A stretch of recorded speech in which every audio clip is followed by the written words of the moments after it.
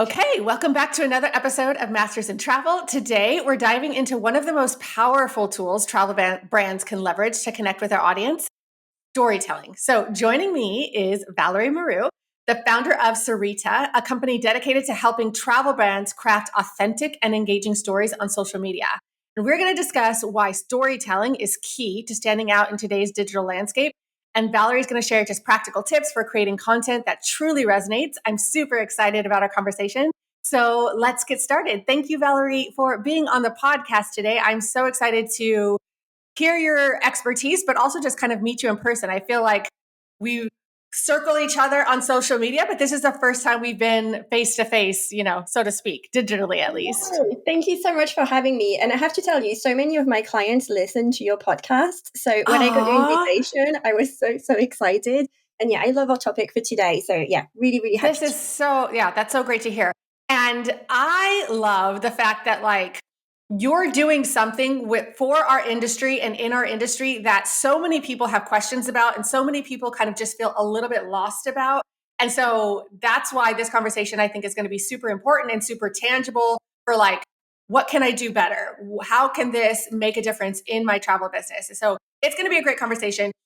Let me start off with just kind of who you are, what your company does, and how you got started with focusing on this particular niche within travel and your kind of approach to it, your kind of angle that you feel is most important.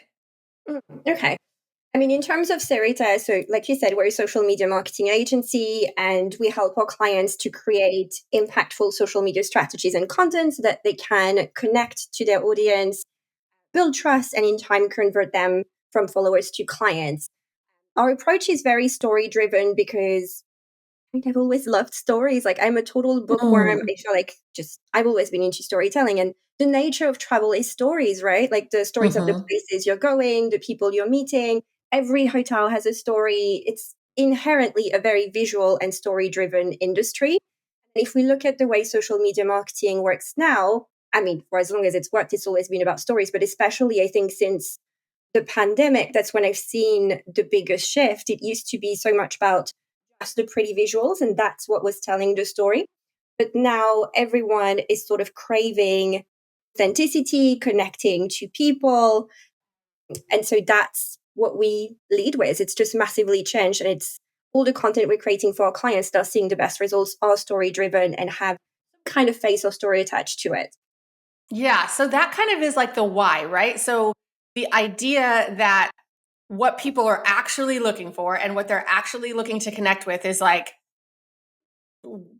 storytelling aspect kind of fulfills that purpose. It's like the why of what we're all doing here. And you miss that and just focus on here's the lovely hotel room and here's the beautiful destination, which is nice, right? But that's not connecting to me. I have no connection to that. It can work. And let's just go straight into the tips. Yeah.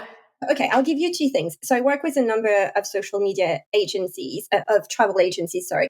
Okay. And we noticed that in the caption, if they just use the name of the travel agent who visited the hotel, for example, immediately that works better.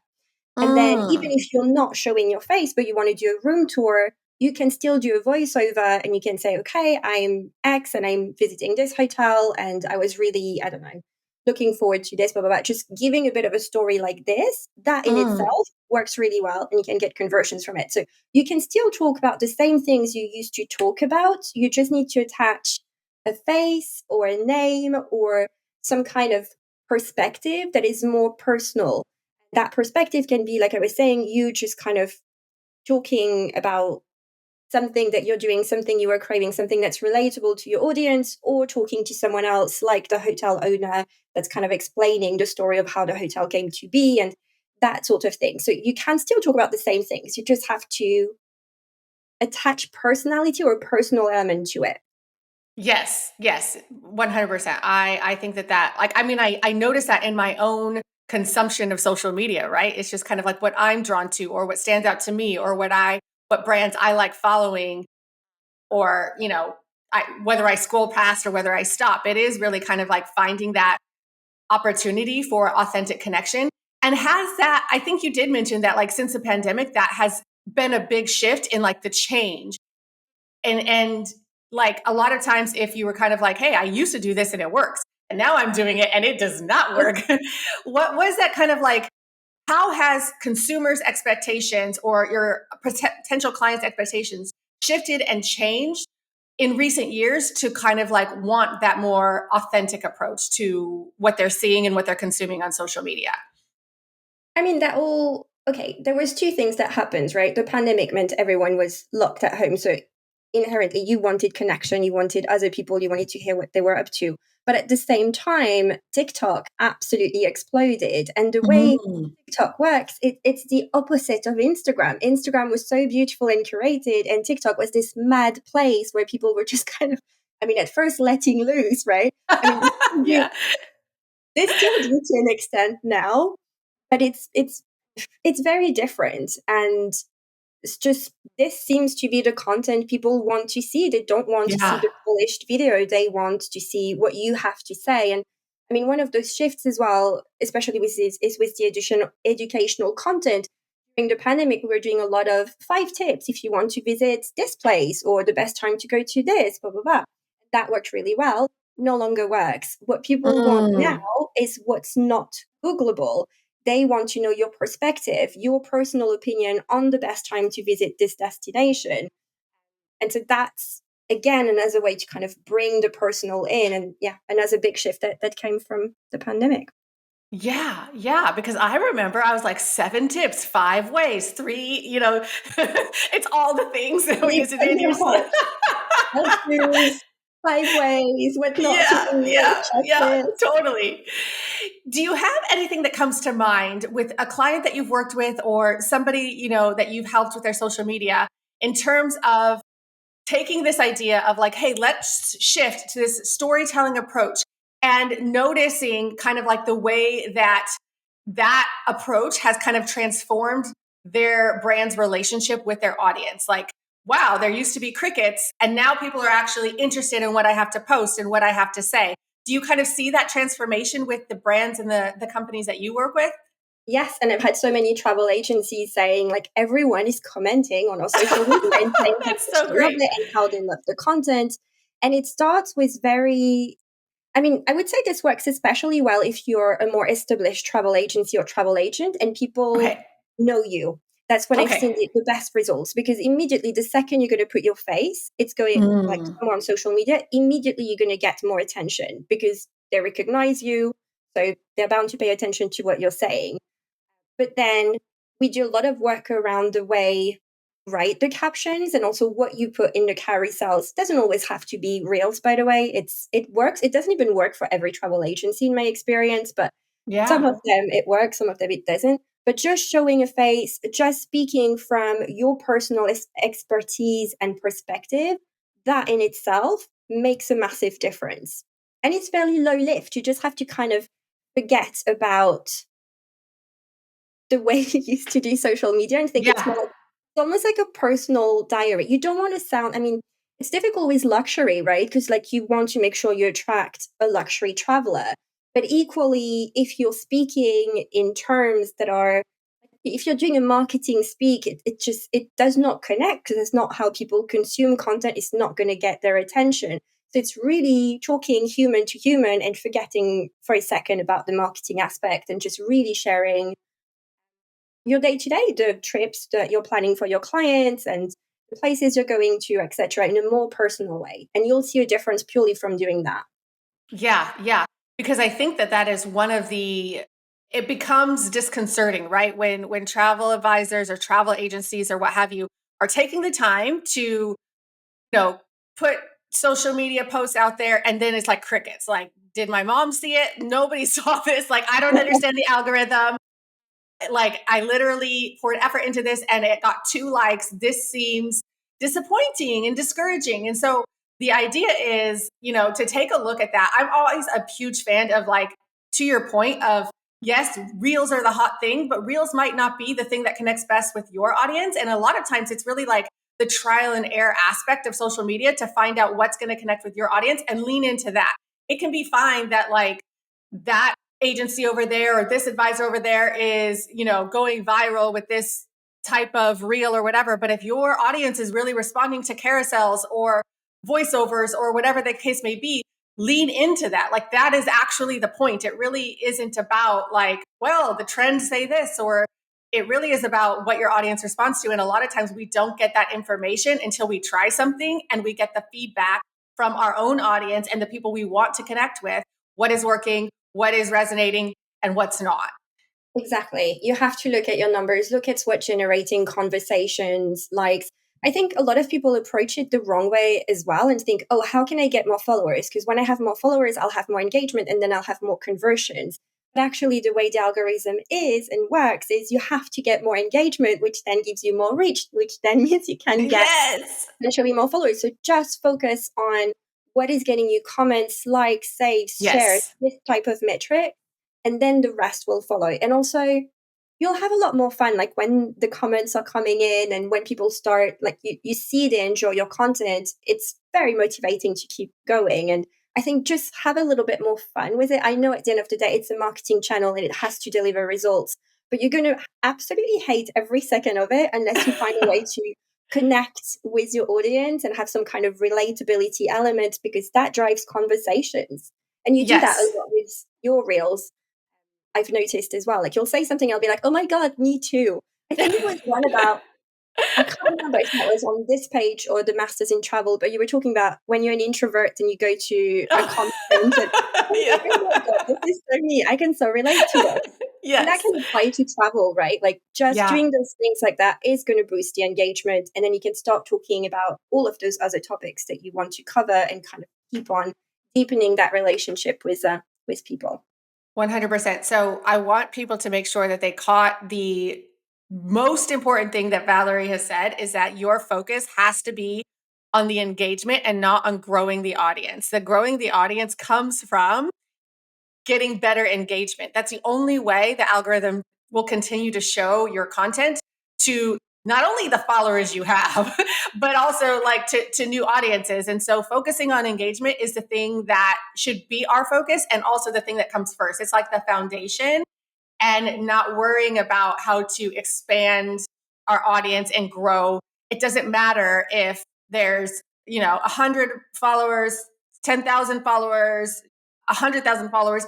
If nobody's seeing it, it doesn't matter. It's literally a vanity metric, and that doesn't do anything for our business. We're not out here trying to be, influencers or something like that. We're actually trying to drive business and market our travel businesses. So that's really important. I wanted to kind of... I'll just add to that real quick. Both TikTok and Instagram have said that your number of followers just really does not matter. And only a small, tiny portion of your followers see your content. But they push it out through the Explore page, through the Reels Explore page. So really, it's more about engagement, which gives you reach, and followers is almost... I don't want to say it doesn't matter anymore, because let's face it, everyone likes that vanity metric. Then it does make you look more legit if you have a number, but that really means nothing. You could have 10,000 followers and absolutely no leads from your content, and you could have 500 and be getting lots of bookings. So right, I'll take the 500 if it leads to more money in my pocket. You said something that I wanted to kind of make sure that I understood a little bit better, because I think this is important as well. This idea that, like, when we're talking about the right strategies for the type of travel we sell, a lot of times, to your point of like, hey, I do luxury travel and I want to make sure that like that luxury side, or I'm attracting like, people who are looking for luxury type experiences.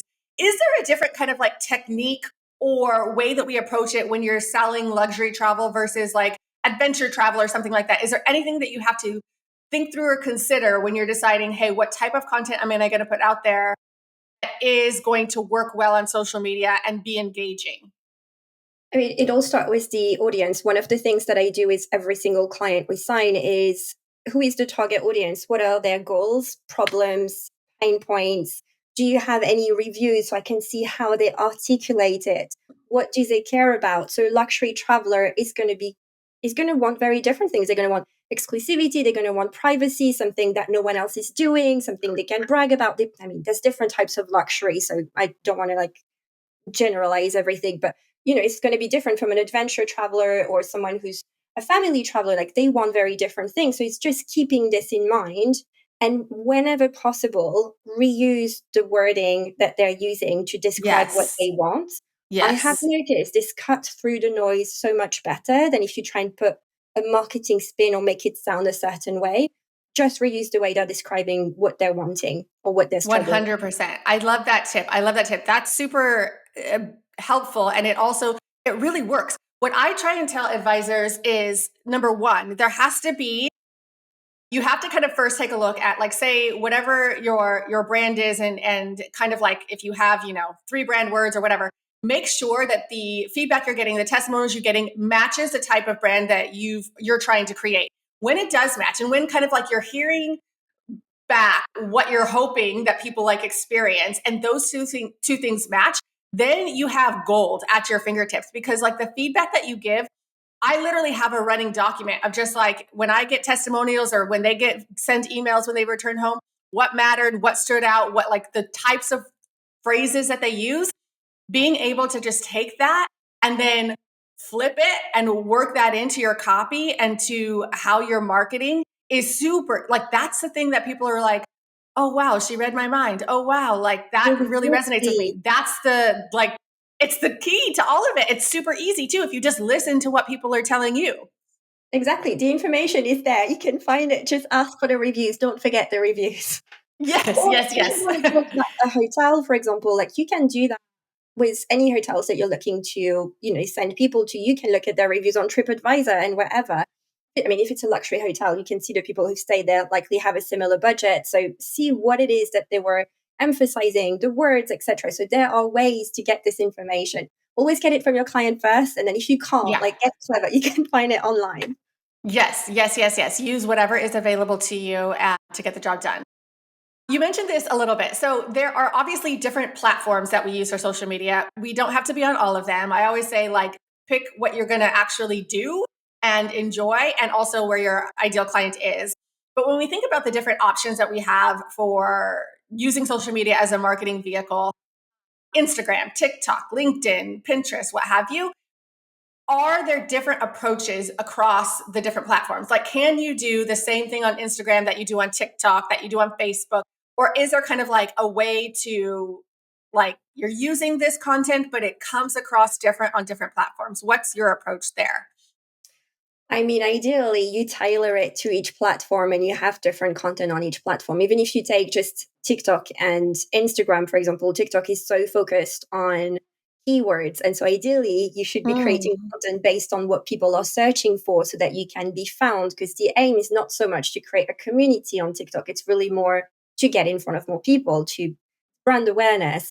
And so you Okay. have to kind of tap into those keywords. Also, they're very much pushing for the long form content at the moment, but then on the flip side, if you go to Instagram, they prefer short form. And yes, you can do up to 90 seconds, but they say ideally under 10 seconds is ideal. And it's also still very much a highlight reel, even if it's more, I don't like the word authentic, but you know what I mean? Like it's less polished than it used Hmm. to be. It's still a highlight reel compared to TikTok.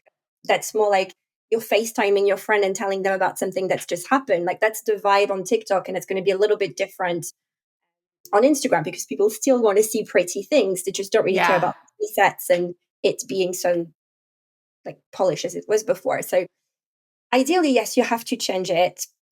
But Okay. realistically, unless you have a full-time social media manager, I also know how very difficult this is going to be. So you have to look at like little changes you can make in the caption. You have to look at maybe the type of content that's working well. So it might be that on Facebook and Instagram, you notice that on Facebook, they really respond well to when you do a destination guide, but on Instagram, they prefer when you do a reel, but you get crickets on Facebook. Okay, maybe you cross post some of it, but not all of it. On Facebook, Hmm. you can do so much reposting as well. If you look at what has worked before, you can reschedule it. That's not going to take you a ton of time. Maybe you change the Mm. first line or an image. And that usually works really well too. It's finding those little wins. You definitely can do that. But yeah, I would say definitely do not try to be on every platform unless you have a full time social media. Right. 'Cause that's a full-time job. Like, it legitimately yeah, so much work. What would you say is maybe the platform that has the most untapped potential for travel advisors at the moment? I mean, I'm a big fan of TikTok, but I was going to say TikTok too. I feel like it's people who don't get it yet, like feel very like, oh, I'm not sure. But I feel like there's so much potential there. I think it depends what you're looking to achieve. But I think TikTok is not going anywhere. It's going to keep on getting bigger and bigger. And also, if you're thinking still, oh, it's just for kids dancing, it is Yeah. not. You Yeah. have people, I mean, when did I speak to them? I think it was maybe last year or the year before. They were really actively trying to get more people over the age of 50. And they had all sorts of Ah, campaigns running to get people from all different ages. So, yes, it still skews young. But then again, so did Instagram at some point. And now yes. we've got loads of And people. Facebook. Facebook started as like for people in college, and now it's only like your mom and her friends, right? So everything changes. It's only a matter of time. And the thing that I like about TikTok is that, yes, you have to post more, but because this is so off the cuff, I'm just going to pick up my phone and FaceTime vibe someone. Yeah. It takes less time sometimes than trying to come up with the perfect Instagram caption and take Right. ages to put together the reel that's going to be the beautiful montage, and then you're going to do the voiceover. So it can kind of balance each other out. So it depends. I think if you've got an audience who knows you very well already, like you have a lot of clients you've worked with, maybe you get a lot of referral, invest in Instagram because they're going to see your face. Immediately, they're going to connect. If you're starting from scratch, I would absolutely tap into TikTok if you haven't got a big audience to Mm-hmm. start with. Go there first because your audience, not all of them, but many of them will be there. Get some traction there, drive traffic to your Instagram as well, and kind of grow from there and expand from there. Yeah. So I think what you're saying is a really good point in that we can honestly just try stuff on TikTok. We could just like, you know what? I know a little bit about this, or I have an opinion about this, or today I'm working about on this, and why not I just like share a little snippet of what's going on in my day? It literally can just be like the off the cuff, like in the moment, hey, and you can just see, oh my gosh, this resonates. Wow, people really care about this random thing that I didn't even think was that important, but like to the average person out there who's not like knee deep in travel day in day out, like of course they didn't think about that or know that or whatever. So I love the idea that like it takes the pressure off of how do I do this right, what's it going to look like, what are people going to think. Like honestly, you could just try stuff, put it out there, see what works, and it's low lift from an effort perspective. Yes. With so much potential because people on TikTok Yeah. love commenting so much more than on Instagram. Yeah. So then if someone asks you a question, you can just respond to the question and that's your next video. And then Right. if you stumble upon something that for some reason works really well, you can turn it into a series and literally have the same background and just kind of tackle from a different angle each time. And that works well. You have entire accounts where the background is the same and they're just doing the same thing in every video, just changing like one element, and that works. Uh, So listen to your audience and the questions that are coming through and build from there. But it is very different. Like with Instagram, you're going to have your clear content calendar, whereas TikTok is a little bit different. It's a completely different audience, yeah. but Yeah. of all ages and of all luxury types. So you can find your people there as well. You just have to be willing to. I guess it's still strategic. Like you're not creating whatever. You still Mhm. have to make sure that you're conveying the right message and do the right type of videos. But you can have, I think, more fun with it and it's a lot less pressure. Yeah. And so if you have limited time or resources, or you're a smaller brand or just getting started or something like that, this is definitely like you might as well, it's just continuing to rise. So you might as well just ride the wave with it. Because I feel like that we got stuck, right? With like we do Instagram, we do Facebook, and no, now we do Instagram. And then a lot of us are just like, I don't know, I can't do anything else. Like we'll leave TikTok to the youngins. And then now we're like, oh shoot, TikTok is still here. TikTok is for everybody. Like and we kind of feel like we missed the boat. We haven't missed the boat. We can still get on the boat. But there's like that different mentality, I think, when we've been kind of in the game for a while and we just chose not to pay attention to Yeah. this rising star of a social media platform. And that was me too. Like, don't get me wrong. It was like, I love the platform. I Right, can't. Like, right. I had Clubhouse during the pandemic and then Threads. And then I'm sure like there was another one that came up and I was like, I Yeah. can't do this anymore. There's too many.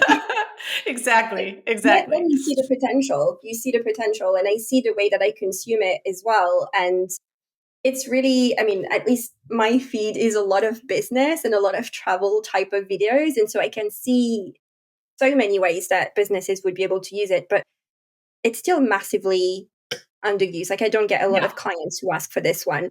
Pinterest, Yeah. is another interesting one, but it's completely different. It's not a social media platform. It's kind of more like visual Google at this Right. point Right. than Yeah. that. Yeah. Yeah. Pinterest is another one that kind of confuses me. I mean, I use it like sparingly when I'm doing certain kind of tasks, but, and I know from a visual standpoint, there's potential there for travel as well. Yeah. It's just a kind of like integrating into what I already do that seems a little bit outside of my, Yeah, because it's completely different, so you can't yeah. really repurpose. But this one Right. makes sense if your audience is using it. So it always goes back to making sure you know your target audience Yeah. inside. If Literally. you use Pinterest, if you have millennials, I mean, I am a millennial. I know I use Pinterest when I plan my travels. I love searching for destinations there and looking at all of the guides and finding ideas, etc. So it's just finding, yeah, where your audience is, and you can just ask them, or if you know them personally, you'll have Or that if answer. you are them, right? Because like, You'll yeah, have that. that's, Yeah, you know what you use. Yeah. exactly. Okay, let's chat about how we measure success when we're using social media, when we're trying these different storytelling approaches, and we're kind of like, hey, is the ROI there? Like, if I'm putting the effort in, if I'm putting the time in, if I'm even investing monetarily and having somebody help me or hiring an agency or anything, how can we measure success of these efforts? Specifically, when it comes to maybe trying something new that we, all right, I get it. Storytelling works. I see other people doing it successfully. I know what I like. I want to try it more. Now I have to kind of take time to consider, how am I measuring the success of these efforts? What would Mm. you say is the best way to do that, or just a couple of ways to do that? Yeah, I would look at two things. I would look at engagement and lead generation. So, engagement, I would look at comments that will tell you whether this resonated with people. It depends on the type of storytelling you're doing, right? If you're doing something that's a little bit funny, that's what you should expect. You should see Right. comments. You're not necessarily going to see saves. You'll see saves, Yeah. Yeah. something that was helpful and people want to be able to go back to it. So, that's still extremely valuable. I would look at shares. Again, that means they felt compelled to share it with someone else. They found it either helpful or funny. So those are the three that I would look at. Likes, and it's very easy for people to scroll and double tap. So I prefer Yeah. to look at comments, saves, shares, and then lead generation, which really can come in many different ways. A lot of the time with my clients, what we've noticed is their clients will WhatsApp them and say, "Oh, I've just seen your post about this. This looks so good. Could you book me in for next year?"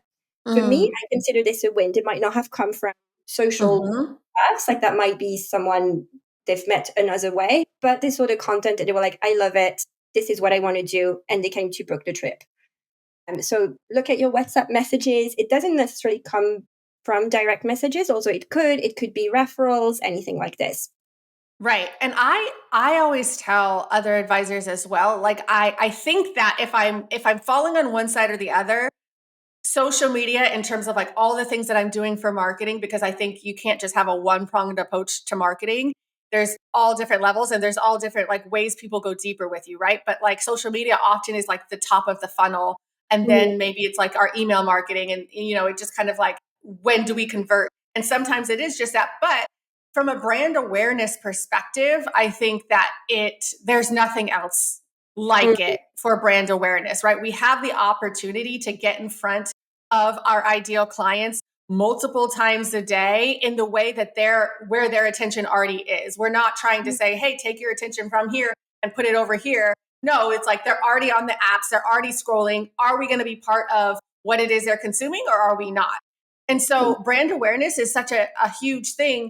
And if and when it does lead to conversion, that's like the long game, right? It's like, yes, of course. If they see me in a funny reel and it connects, or they're like, oh my gosh, I'm an introvert too. They're not like, and I'm also planning the most incredible trip to Africa next week. Wow, look at the chances, right? It doesn't work like that. And so I try to give people the understanding and the perspective that it is the long game here, because know, like, and trust, especially for something as important and intimate as like travel, and their biggest resource is like this is something that like is going to take time, and you're kind of like building that relationship over time so that when the time comes for them to plan their next trip or to stay at this hotel or whatever, you are already top of mind. And that sometimes years. Like there's still people who like will come and say, "Oh, I follow you on Instagram." Years ago. And I've just been doing the job, doing the work all, every day without knowing if they're ever going to be a client, but it actually does work as a long game. Yeah. I mean, I have people who have inquired this year that first started following me during the pandemic. Yeah. Definitely can Yeah. prolong it. But I love what you said. I mean, to me, social media is very much a touch point. I think you can't look at it as purely a sales channel. Can it deliver conversion? Yes. But most of the time, and especially if you're a new business, it is really for that brand awareness, but a touch point across the journey. Maybe someone is going to come across you because they've read about you in a newspaper or someone mentioned you. So then they're going to go to your Instagram to make sure that like what kind of trips are you doing? Who is behind the business? They're going to follow you. Then you need to build know, like, and trust. They're going to decide, okay, is it my kind of travel advisor, or does it seem to be like, am I not really, meshing with that person? It's also really good for advocacy, like because I've seen so Mm. many clients, their clients are following them on social and then Mm-hmm. tagging other people or sharing the post with other people. So it plays at every level of the channel. And yes, it's a long game. It's not something you're doing for 1 month to get your conversions and then you can go back to what you were doing before. It's something that should run in the background that's going to build your community, keep in touch with your current clients, drive the referrals, etc. Yeah, it's a Yeah. touch point across a journey that's not linear the way that it used to. People go through so many different platforms now. 100%. 100%. Do you have an approach or a strategy, or this might just kind of like change based on the client? So I'm just kind of wondering what you think in terms of like the balance of your storytelling that you're doing for engagement and for just like brand awareness versus conversions and kind of like going more for the sale. Is there like a balance there that you try and hold attention with, or does it kind of just depend? It depends on the client, but whenever if what they're looking for is a mix of engagement, conversions, and greater reach, we tend to just alternate. Okay, we're going to do a post that's designed to get you in front of new people. Then we're going to do a post that's designed to build familiarity. So that's one where you're going to be showing your face and maybe talking, doing one of those funny reels. Then we're going to do one for the consideration aspect of the funnel. So that's when you're trying to build trust. So maybe you talk about this feature you've just had in the press, or maybe you talk about how you were on this podcast, or maybe you talk about, I don't know, this partnership you've just had with a destination. And then we're going to do a conversion type of post. Maybe it could be a testimonial, by the way, for the consideration level. Mm-hmm. Then we'll try and get you some bookings. And then we'll do a post for the more advocacy part where you try and show something that you've done for a client that maybe has been with you for 10 years. And this is the 10th trip that you're organizing for them. And we kind of rotate it that way. But then if Mm-hmm. they want more conversions, we might do a little bit more towards the second part of the funnel. If they're looking more for the engagement initially, then we do more with the awareness and engagement familiarity type of post. So it very much depends. But for Yeah. every single client, we do post for every part of the funnel. Okay. Because Yeah. if you're just doing one side, like one type of post, that's why Yeah. nothing's happening. Yeah. Yeah. That's a really important point too, I think, for people to take away, is that a lot of times we can get stuck, especially when there's no strategy and there's no kind of plan, right? If you're posting on the fly, if you're just like opening up your app and be like, oh shoot, I haven't posted in a week, let me put something out.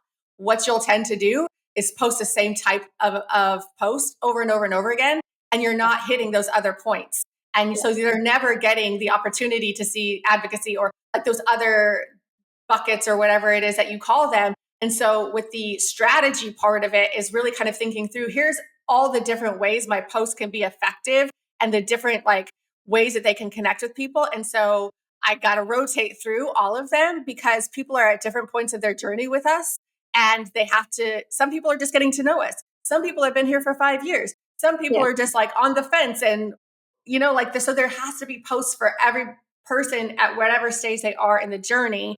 And you Yeah. only do that when you actually have a plan and a strategy and that you lay it out. Otherwise, it goes out the window super easily. It's this quote. I can't remember who said that, but someone said that there's freedom in structure, which sounds Mm, mad. But for me, that's very much the case. Like, that's how I can be creative, by planning it and yes. going, okay, I need to hit all of those buckets. And then once I know what the buckets are, I'm like, okay, I can come up with ideas for this. I mean, for Yes. some people, that might be different. They might just need to operate more from a different perspective, but then maybe you just plan for the week and not for the month. Like, it's finding the ways that are going to work, or work with someone like us, Yeah, like an yeah, agency, who exactly. will do that Yeah, for when you. this becomes overwhelming and you are in a place to outsource it, it's a Outsource it. wonderful thing to outsource. I know, yeah, you 100%. might hate it, but we love doing it. So Exactly. There's actually people who love this and do there's it day in and people day who out. love creating content, believe it or not. Yes. Well, I mean, it's really the same principle if you think about it in the way that we talk about like outsourcing your travel planning, because yeah, you can do it. And everybody has like the opportunity because they have a computer and, Google and whatever.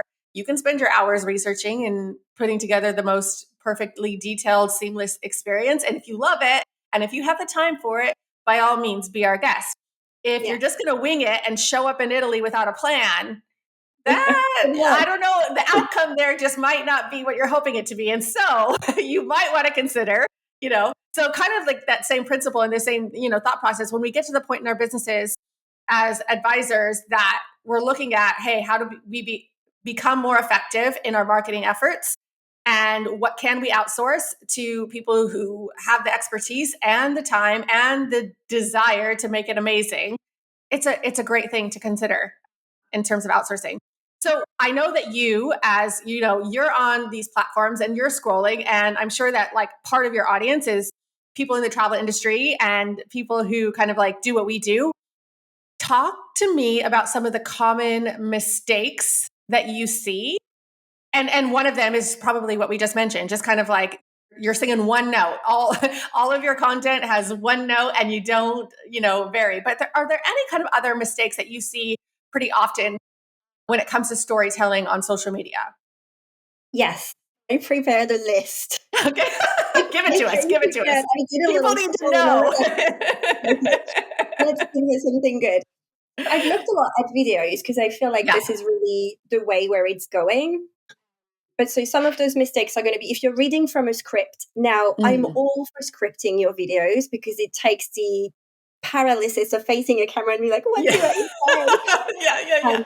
But if you are like, if you have one of those teleprompter app or something, it is so obvious. It does not look Yes. natural. You really want to sound more as if you're like you and I are talking. Like you have to. I Yes. don't know, my top tip is like picture your best friend or your favorite client and pretend you're talking to them instead of reading too closely to the script. It'll just look more natural. Also, another mistake is when you have someone filming you and you're just standing there and you're talking and that person's just Yeah. I I love you for trying, but Yes. it's again, it doesn't have there's no visual hook, is what a Yeah. lot of people say. So there's nothing happening in the video. Like you're talking, but it's very one dimensional. You need some kind of movement, something. Maybe you vary the angles. Hmm.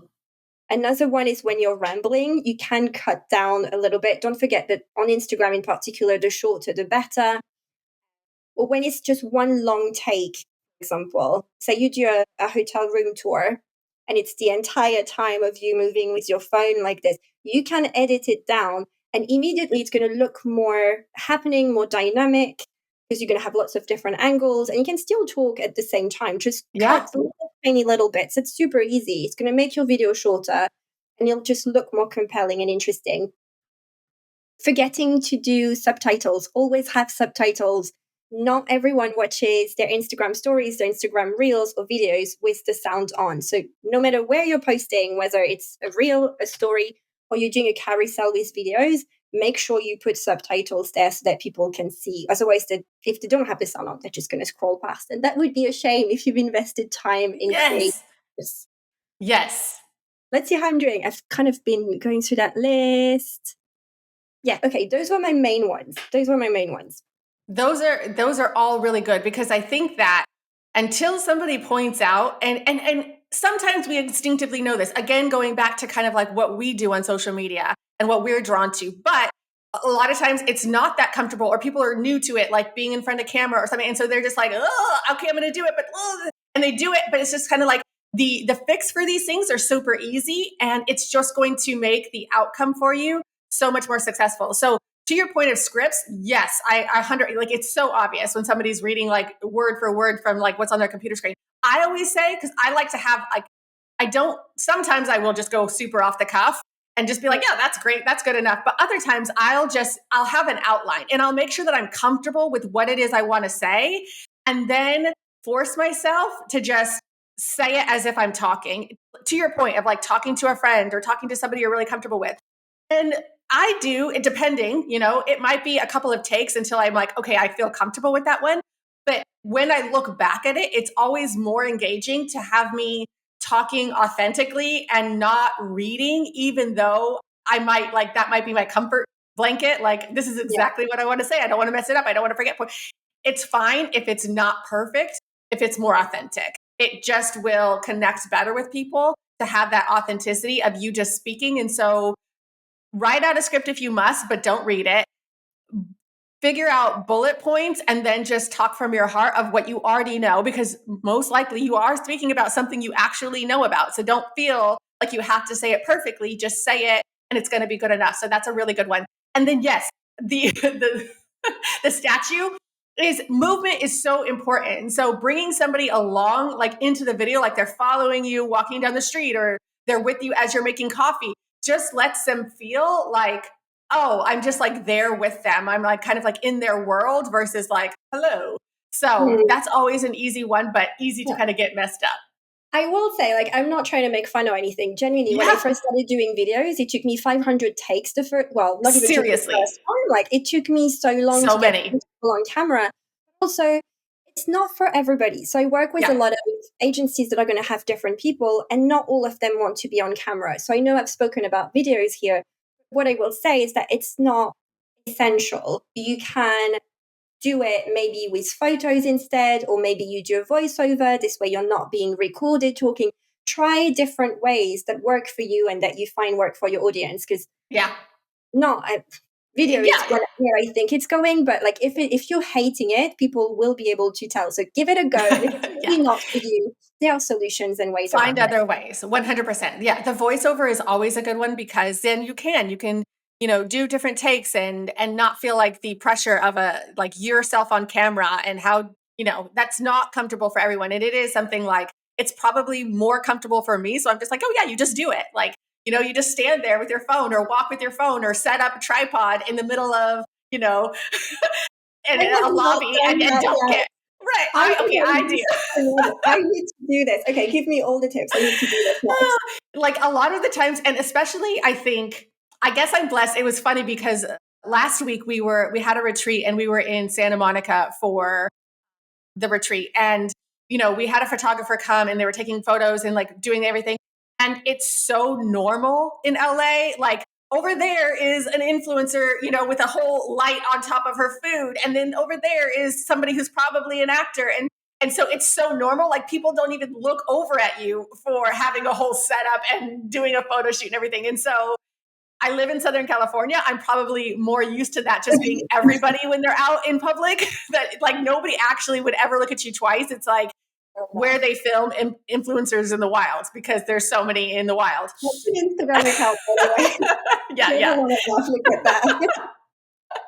But yeah, you're right in that there's going to be your own sweet spot and your own comfortability. So finding that and then just learning how to get more comfortable. Part of it is going to come with just doing it. And the more you do something, the more comfortable you become. And then part of it is just finding kind of like, here's where I personally feel comfortable. Here's where I'm going to kind of like push the envelope and get out of my comfort zone a little bit, because I know there is, something to it, and finding where you can find that balance for your own business and your own personality. And then just kind of, doing it more and more will get you more and more comfortable, but finding kind of where you're comfortable at personally is a really good tip. And I mean, it might be writing. Like I'm thinking of an account that I'm obsessed with at the moment. I think it's called The Itinerary Girls. Do you know that one? Oh, no. Oh my God, you have to check it out. Okay. Really good. I think they're brilliant. Like they don't do a lot of content where they show their face, but they have such an engaged audience, and I read a lot of the posts. So anyway, have a look. Maybe put it in the show notes. That actually reminds me too of like it's a copywriter account that I follow that I just love. And their words are so powerful that like even all of their carousels that are just type, like I'm always going all the way to the end. Like this is so great. This is so fabulous. And I can feel their personality because they're so good. I mean, obviously they're copywriters, so of course they're going to be good, but their copy is so engaging at that gets my interest. I have no idea what they look like. I couldn't even tell you. I'm sure there's a photo of them somewhere, but their copy is so good that Because that's it's where part they of hang the their hat on. storytelling. Yes, I mean, 100%. you communicate is, well, how you communicate an information and make it relate to someone, make it connect to someone. And yes, you can do it by speaking on camera, or you can do it through visuals, or you can do it through words. So just find the right way for you. 100%. The last kind of question I have for you, I think, is just because it's such a hot button topic at the moment, and it has to do with kind of like the future trends or whatever in travel and storytelling and all of that. And that's kind of like where AI comes in because there is a component of like, hey, it's here and it is not going anywhere. And also, it has its place and it has its not place. That's not even a good sentence, but you know what I mean. In that, like, listen, we can't be out here sounding like robots. And we have to make sure that storytelling, the whole purpose of it is the authentic connection. And if you are only relying on AI and you're not using it in the best way, that authenticity is lost. That connection opportunity is lost because it smells inauthentic and people can spot it a mile away. And so how do we kind of take an understanding of like its impact in social media and what we're doing, but then make sure that the storytelling and authenticity is still at the forefront, if that makes sense? Well, don't use it to write your captions, but maybe use it to come up with ideas instead. And then maybe you write the caption or the script for your reel in your own voice, and then you put it in there if you want AI to proofread it or to do something to it, but just don't let it write everything. The information should come from you. There's absolutely nothing personal about AI. So for me, that's just not the way I use it. But ideas, tweaking a little bit at the end, making sure it's all proofread. What else do we use it for? I think that's really the main ways. And if you look at the type of content that's doing really well and this massive trend we're seeing at the moment, which is employee generated content, none of that can be done through AI. None of it can. So it's there to save you time on little tasks, but it really cannot write your captions. It can just be a co-pilot to you and help you with some bits, but it's not going to do the creation for you. Don't rely on it for that. Yeah, that's actually another actually good point in terms of like future trends. What were you thinking or saying or seeing in terms of like you? What is the Employee word I'm looking for? generated Thank you. content. I'm like, wait, I just went. My brain went blank. Yes, that. I'll tell you two brands that I think are Okay. doing it really well: G Adventures and Okay. Nemo Travel. Ah. Okay. Okay. So Nemo Travel have really like upped their game with it. So they've decided, I think, to go more towards luxury honeymoons. It seems to be their main focus at the moment. I think it just, well, what must have made the most business sense, but get their travel advisors to talk about honeymoons they've organized and different destinations and why they're good for honeymoons. They're doing such a good job. They're very like casual conversations. That's a great example. Tap if you're lucky to be an agency and have different travel advisors, tap into that, interview them. And then G Adventures, I'm obsessed with as well. I mean, for what they stand for, but just Yeah. everything. So they had this whole series where their social media managers were trying to get a trip to South Africa. And so they were trying to convince the CEO of the business to send them there. And it was a whole series, was critically invested into the whole thing. But they've also tapped into their guides, influence. I mean, influencers is slightly different because it's more like your user generated content. They're tapping into the guides, into the team to talk about the places, show the experiences that you can have, take people on the tours. That's just done really, really smartly. So those are two companies to look at for sure. I love that. I love that. Well, it's a great way to get inspiration and see how people are being successful because, like you said, like you're bought in, you're drawn into what it is, like the story that's unfolding essentially. And so Yeah. when you find yourself like, this is super interesting. Oh my goodness, what happens next? Just pay attention to that. and kind of start to kind of think, how would this work in my business? Or how could I take this idea and just consider it for what I try in social media to see if it would resonate with my audience? It's the best way to come up with new ideas or fresh ideas or something like that, is to see what you're drawn to and then how you can possibly take that idea and incorporate it into your social media strategy as well. That's really great. And there's another type of content that's working really well. Sorry, do we still have time? Yes. We want to know what's working. What's working? Tell us, Valerie. So I don't know if you've noticed, but there's a lot of people doing, and that came from TikTok, but I'm seeing it on Instagram. It's people kind of saying, okay, this is day one of building my business as a XYZ. That is working really, really well. Building in public, being very transparent, and almost thinking, I mean, it takes a mindset shift, but almost thinking of your business as a Netflix series. It's like a documentary. Exactly. So like if this was episode 1 of your series of your business being built, like what would happen in that episode? And then using that to create Instagram stories, to create your reels, to create whatever content you need to post on the other platform. I think it may have been used actually as an analogy by Adam Mosseri. I may be wrong. I might be misquoting on that one. But I just thought that was such an interesting way to generate ideas and kind of fall, because otherwise you may be like, well, I'm at my desk all day planning itineraries. Right. I'm not sure that.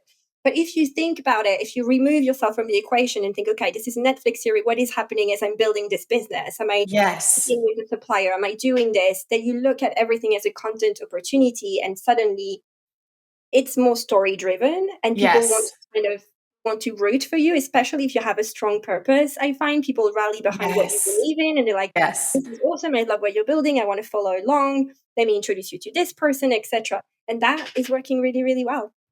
I really love that point of view and that kind of permission, I would say, to think of the content that we're creating and what we're sharing in a totally different light. We get so focused on the travel inspiration. Oh, let me show you this, look at the Maldives, look at this beautiful hotel in Bora Bora, look at this great winery in Tuscany. All nice and lovely. Of course, this is, what our clients are actually going to experience when they travel with us. However, there's so much that can be gained from sharing like the storytelling of our businesses and letting people into that side, because that's what creates the connection, which is the whole point of storytelling, right? Like forming those relationships and those connections. And it's really ongoing. You will never run out of content when you think of it that way. Because like you said, like, yes, I'm sitting at my desk all day. My hair's in a messy bun. I'm in sweats. What the heck am I going to share? You're just going to share what you're doing. You're going to share what's going on. And people are going to resonate and connect with that because that's interesting. Like other stories are interesting, and it doesn't have to be the travel inspiration side of things all the time. Yeah. I mean, this is not like all of the content you're going to be creating. It's only a tiny portion of it. Yeah. But that works. And people just want stories. I was in Italy in September. I was shooting content for a client, and I met with this group of people who were traveling with this business as well. And they were fascinated by every single story. So you would tell them about a building and they were like, okay, well, what's the story behind it? Oh, and what's the story behind that? Oh, and what is your life like? Like genuinely curiosity for people and places. And so all you have to do is to kind of share that when you're traveling, and the rest of the time share what you're doing for your clients. Yes. So good. So good. Is there anything that we haven't covered that you want to share with travel businesses, with advisors, with agencies? Everybody is probably looking to elevate their social media presence. And you've given us so many good tips and things to think about and ways to consider how we approach our social media. Is there anything we haven't covered that you want to share with anybody in terms of what they could be doing to elevate their social media game? I mean, I think if you start with your audience, what you enjoy doing in terms of storytelling, just start there. I know it's really overwhelming. You just have to start somewhere. The thing I like about storytelling is that I think we make it into this really big fancy thing, which really it's not. It's just about sharing your day to day and talking as yourself instead of trying to make it sound a certain way. And so in many ways, it's supposed to make things easier for you. It's less polished. It's just you talking. just start small, try and release some of that pressure. And like we were saying earlier, practice makes perfect. Yes. The more you do something, the more comfortable you'll be. So just try and kind of go back to the early days of Instagram where you would post your caption and you wouldn't worry so much about, just like go back a little bit, try and forget about the perfect aesthetic of everything. Yes, 100%, 100%. Thank you so much for this conversation. I feel like I was super inspired and like engaged because I love this topic, but I also think there was a lot of practical takeaways and tips for people listening, which I always find is the best type of podcast to have. So thank you so much for this conversation. Can you let people know where they can find you on social or your website or anything for ways that they can go deeper with you and what you do and all that good stuff? Well, thank you so much for having me because it's been such a blast. As you can tell, I was super animated because favorite topic. Same. I'm going to have questions after. we can keep talking about it. And you can find me at wearesarita.com, and my Instagram is wearesarita as well. Wonderful, wonderful. Well, Valerie, it has been such a pleasure. Thank you so much for sharing your brilliance with us today. Thank you so much.